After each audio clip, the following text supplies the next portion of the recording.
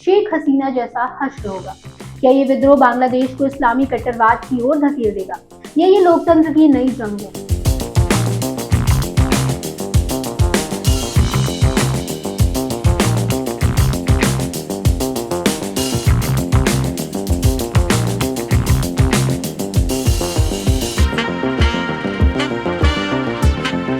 आज हम बात करने वाले हैं एक ऐसे मुद्दे की जो न सिर्फ बांग्लादेश की राजनीति को हिला रहा है, बल्कि पूरे साउथ एशिया में तनाव पैदा कर रहा है।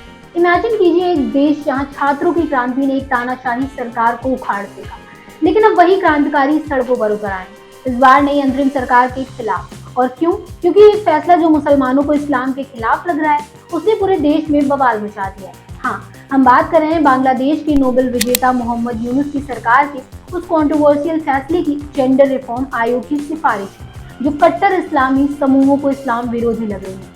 हिफाजत इस्लाम जैसे रेडिकल ग्रुप ने चेतावनी जारी कर दी है। आज के इस वीडियो में हम पूरी सच्चाई जानेंगे, बैकग्राउंड से लेकर लेटेस्ट अपडेट्स तक। तो वीडियो को लाइक करें, सब्सक्राइब करें और बेल आइकन दबाना ना भूलें। चलिए शुरू करते हैं। नमस्कार, मैं स्वाति पांडे और आप देख रहे हैं आपकी खबर राजनीति। हसीना से यूनुस तक का सफर। दोस्तों, सब कुछ शुरू होता है जुलाई 2024 से। बांग्लादेश में सरकारी नौकरियों में 30% कोटा सिस्टम को लेकर छात्रों ने विरोध शुरू किया। ये कोटा फ्रीडम फाइटर्स के बच्चों के लिए था, लेकिन छात्रों को लगा ये डिस्क्रिमिनेटरी है। प्रोटेस्ट बढ़े, सरकार ने दमन किया, गोलीबारी, गिरफ्तारियां। अनुमान है कि 1400 से ज्यादा लोग मारे गए। आखिरकार 5 अगस्त 2024 को शेख हसीना को भागना पड़ा, भारत में शरण ली। अब सवाल था, अगला लीडर कौन? छात्र लीडर्स जैसे नाहिद इस्लाम और आसिफ महमूद ने नोबेल पीस प्राइज विजेता मोहम्मद यूनुस को चुना। यूनुस जो माइक्रो फाइनेंस के जनक हैं, हसीना के समय परेशान किए गए थे। 8 अगस्त 2024 को वो अंतरिम सरकार के चीफ एडवाइजर बने। 17 सदस्यीय कैबिनेट में छात्र लीडर्स भी शामिल हुए। यूनुस ने वादा किया सुधार, चुनाव, लोकतंत्र, लेकिन क्या हुआ?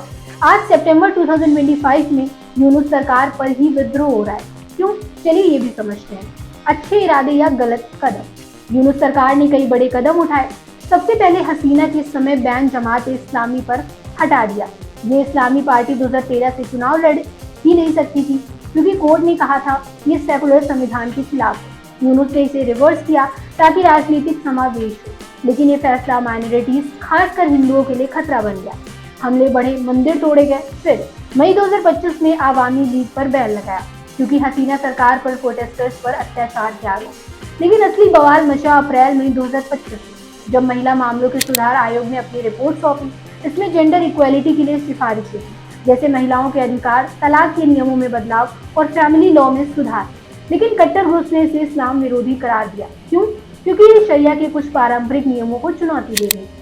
हिफाजत इस्लाम जो 2010 में बना एक रेडिकल ग्रुप है, उसने प्रोटेस्ट शुरू कर दिए। ये ग्रुप पहले भी ब्लास्फेमी लॉ की मांग कर चुका है और 2013 में एक ब्लॉगर की हत्या से जुड़ा था। उनके नेता खालिद हुसैन यूनुस कैबिनेट ही हैं। हिफाजत ने चेतावनी दी, अगर ये सिफारिशें लागू हुई तो यूनुस का अंत हसीना जैसा होगा। खिलाफत मजलिस ने तो आयोग ही बंद करने की मांग कर दी। ये फैसले मुसलमानों को क्यों लग रहे हैं इस्लाम के खिलाफ? बांग्लादेश में 90% आबादी मुस्लिम है। कट्टर ग्रुप का दावा है कि ये सुधार पश्चिमी एजेंडा है, जो इस्लामी मूल्यों को कमजोर करेंगे।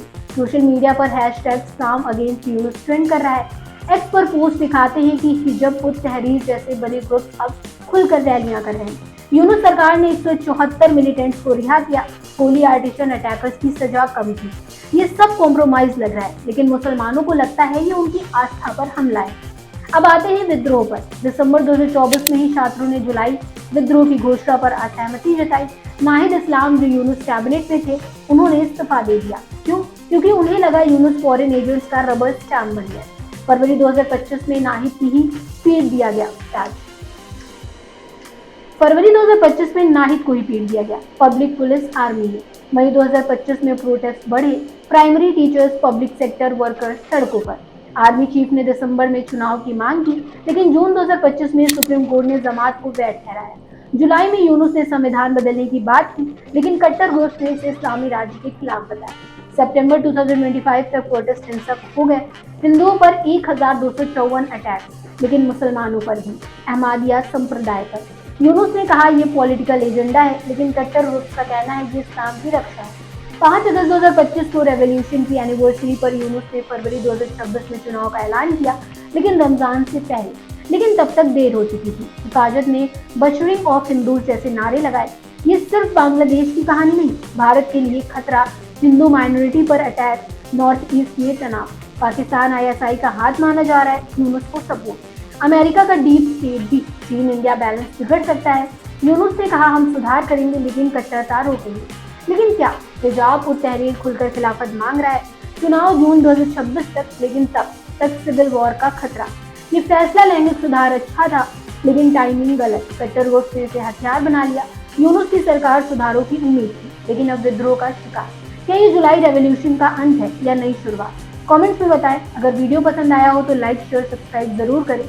मिलते हैं अगले वीडियो में, तब तक के लिए गुड बाय।